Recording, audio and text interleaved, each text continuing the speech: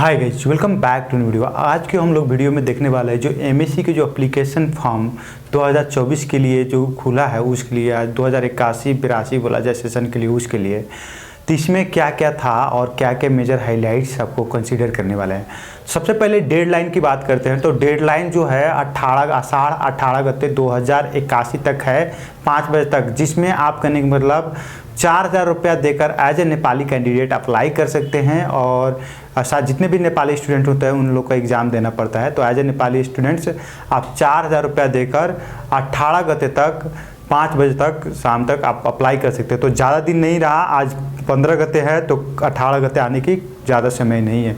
तो अभी तक आप अप्लाई नहीं किए हैं तो 4,000 रुपया देकर आप नेपाली करेंसी में अप्लाई कर लीजिए। पर प्रोग्राम 4,000 रुपया है, तो अगर 2 में अप्लाई करेंगे 8,000 लगेगा। उसी तरह से अगर आप अभी कोई डॉक्यूमेंट नहीं है या किसी भी कारणवश आप 18 गते तक अप्लाई नहीं कर सकते हैं तो आपको कहने का मतलब 25 गते तक एक हफ्ते की एक्स्ट्रा टाइम मिलेगा, जिसमें आपको 4,000 की जगह पर 8,000 रुपया देना पड़ेगा, मीन्स डबल पेमेंट बोलिए।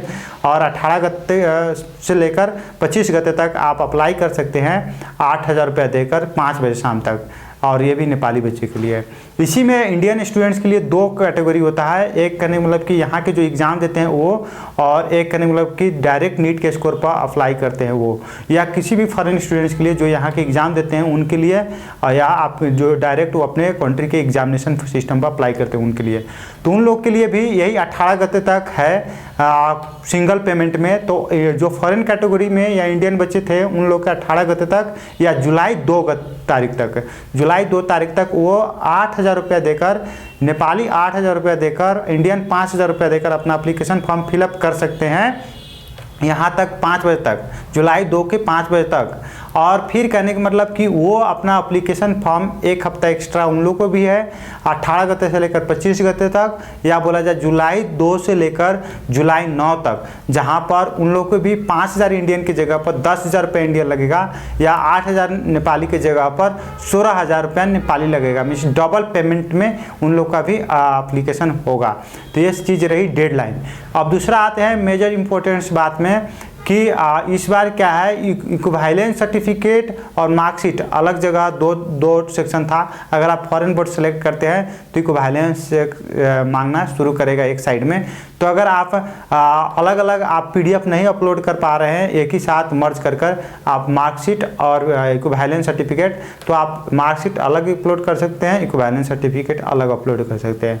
ये बात रहा। दूसरा कहने का मतलब कि ये बात है जितने भी फॉरेन स्टूडेंट्स हैं उन लोग प्राइवेट बोर्ड सेलेक्ट कीजिए अपने कंट्री का, या प्राइवेट या अदर जो स्लैश दिया है वो सिलेक्ट कीजिए, और बाकी इक्विवेलेंस की कोई रिक्वायरमेंट नहीं है। तीसरा बात यह है कि जो प्री वेरीफाइड लिखा हुआ आ रहा है, तो प्री वेरीफाइड उन बच्चे के लिए जिन बच्चों ने एडमिट कार्ड के साथ अप्लाई किया है उन बच्चों को प्री वेरीफाइड ही लिखा रहेगा।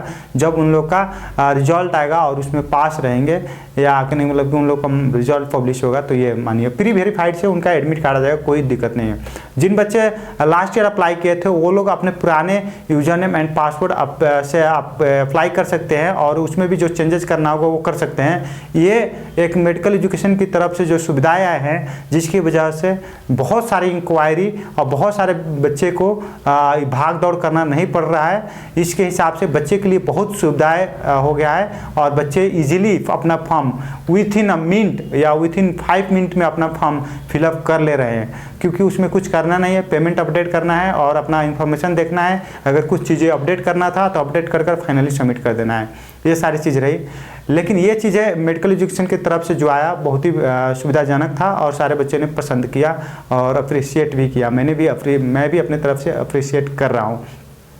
उसके साथ साथ एक प्रॉब्लम अभी तक जो सोल्व नहीं हुआ है, वो मेडिकल एजुकेशन की तरफ से जो कार्ड पेमेंट की सुविधाएं फॉरेन स्टूडेंट्स के लिए दिया गया था वो अभी तक सोल्व नहीं हुआ है। हम लोग भी बार बार कंप्लेन किए अपने तरफ से मोबाइल के जरिए कॉल कर, लेकिन अभी तक कोई उस पर अपडेट्स नहीं आया है और कोई भी वहाँ पर प्रोग्रेस या इम्प्रूवमेंट नहीं दिखा गया है। तो जितने भी इंडियन स्टूडेंट्स हैं वो सारे अभी भी, या जितने भी फॉरेन स्टूडेंट्स हैं वो सारे अभी भी पेमेंट में दिकदारी फेस कर रहे हैं। बहुत सारे बच्चे अपने कोई रिलेटिव रिलेटिव हैं उन लोग से पेमेंट करवा रहे हैं। बहुत बच्चे खुद ही आकर पेमेंट कर कर जा रहे हैं बॉर्डर साइड में जिनका घर है, लेकिन जो बच्चे दूर हैं वो किसी कंसल्टेंट के जरिए करवा रहे हैं और बहुत सारे बच्चे हम लोग के थ्रू भी करवाए हैं।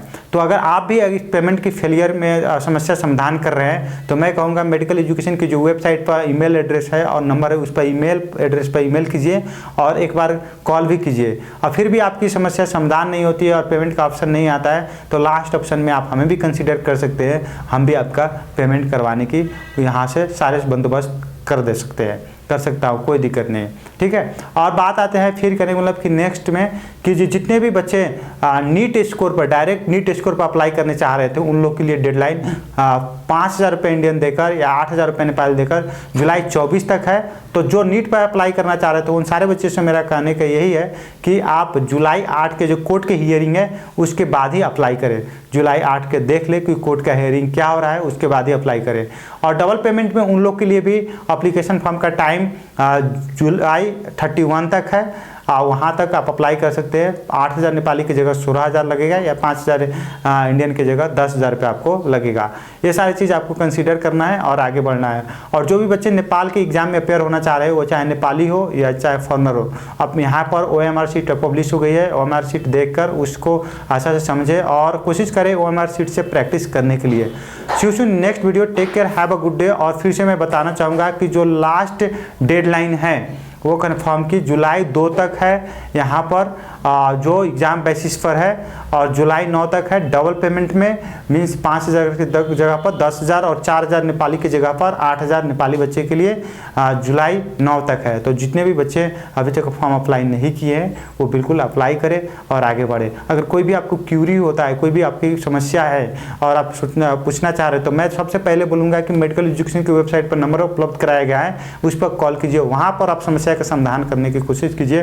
फिर भी अगर नहीं होता है तो आप इस व्हाट्सएप नंबर पर व्हाट्सएप कीजिए और मुझसे भी कांटेक्ट कर सकते हैं। मैं भी आपको जो समस्या है उसको समाधान करने की पूरी कोशिश करूंगा। See you soon next video, take care, have a good day, bye bye.